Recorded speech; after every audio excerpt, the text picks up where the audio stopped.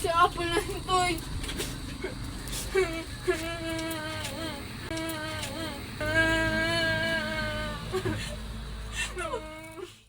Handang alay, ang katawan ni Apo ay kailangan ng gabay. Darating na ang baylan. Ilabas ang alak, kanin at balisong.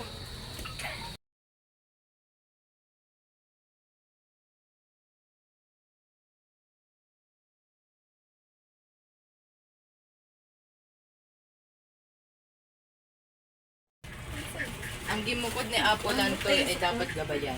Siya ay matuwid, ngunit ang daan ay mapanganib. Tatawagin natin ang mga diwata. Gimukod, sumama sa liwanag, iwasan ang bibig, iwasan ang masamang espiritu. Gimukod, sumama sa liwanag, iwasan ang bibig, iwasan ang masamang espiritu.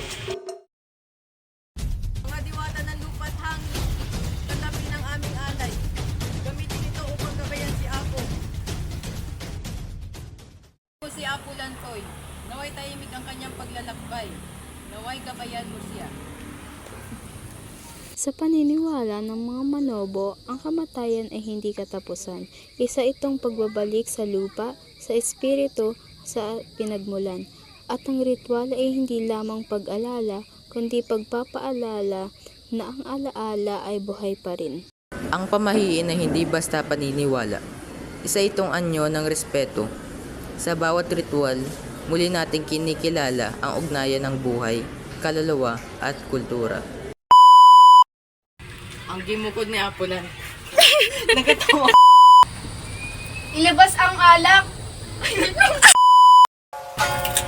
Ang gimukod ni Apo Lantoy ay